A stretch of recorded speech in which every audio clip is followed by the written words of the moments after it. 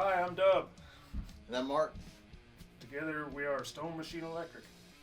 Just shout out to Glacial Musical for having us on their platform and letting us do this interview for your website and blog. And so we're going to start off with the questions that we've been given. Number one, tell me about what made you want to become a musician. Me, okay. Yeah, we'll start with you. Me. Well, it's not really a want thing, it's just in the blood. Ever since, even before I can remember, I had instruments in my hand, always around music, wanted to play music. So it's not necessarily I want to do it, it's I have to do it. It's in the blood. I guess for me it started around 1984, but that was Van Halen's album, not necessarily that year. But it's that, MTV, and all the kind of hard rock bands that were coming around that time. That's what made me want to play. Back when MTV actually had. Yeah, I actually showed music videos. Alright, number two. For fans of, related if you like. Of course you've had those tags, but what bands do you think are related if you like and for fans of for you, and what genre do you fit into? I think you can answer this one better than I can. As far as genre, it's really stoner rock, stoner doom, kind of heavy psych stuff. As far as for fans of, I think really it's a mix between Woefat and Earthless, because there's just a lot of heavy groove going on in our songs, which are kind of not necessarily just Woefat, but we like those guys, we're friends with them. And Earthless just because there's a lot of, it seems like they do a lot of just improv and things like that, and at least in their live setting, and we do that a lot in our live setting as well, mixing songs and transitioning live, improvised from one to the other, so it's always a different show, and I know Earthless is always a show like that as well. Yeah, you never know what you're going to get when we show up. Exactly. Which is better, being on the road or working in the studio, and why? Well, to me, they're two sides of the same coin. I can't say one's better than the other. I enjoy being in the studio when we can afford it because of all that creativity that we can just throw in ideas and see if they work or not.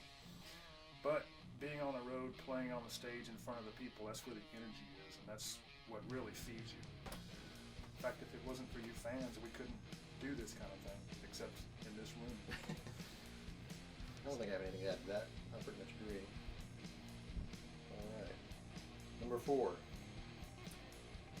Every musician has a preference about their tools. Tell me about your number one instrument and what makes it special. For me, it's my snare and my hi-hats.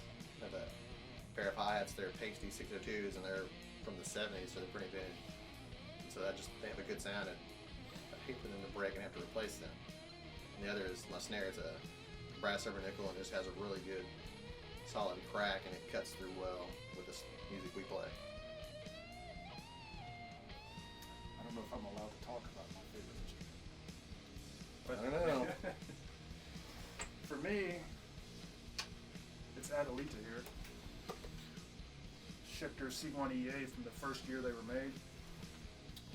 It just has a certain tone to it that just really works well with what we do.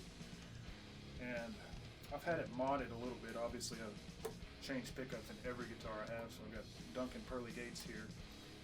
But I've modded it to add, well, let me back up. It comes with just a single volume for both of the pickups. So I modded it so I could have a volume for each pickup so that I can blend them together. Because I like the sound of blending things like that together instead of just having one or the other. So this would be my number one. Been on everything we've ever played. Question number five.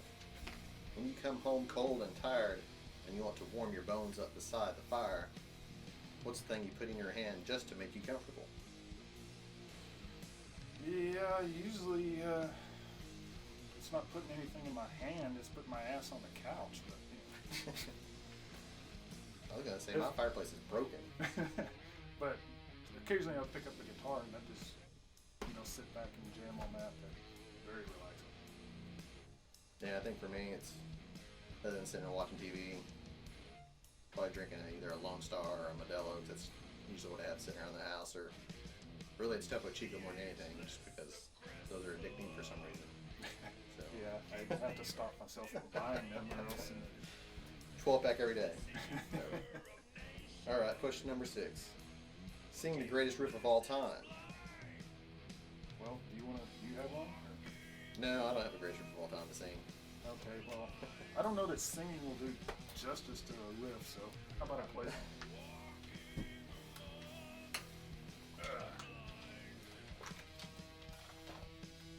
And yeah, this isn't my number one.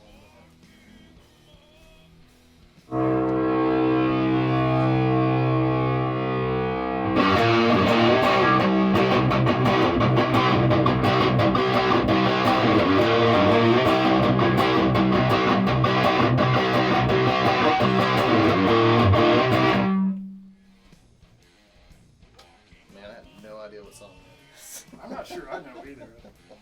I'm sure all of y'all know that's the Whole Lot of Love riff. And why is it the greatest riff of all time? It's not necessarily my favorite riff, but it's just so simple, but nobody plays it right. So there's a greatness in that. All right, well, thank everybody very much for watching. We've been Stone Machine Electric. And we still are, actually.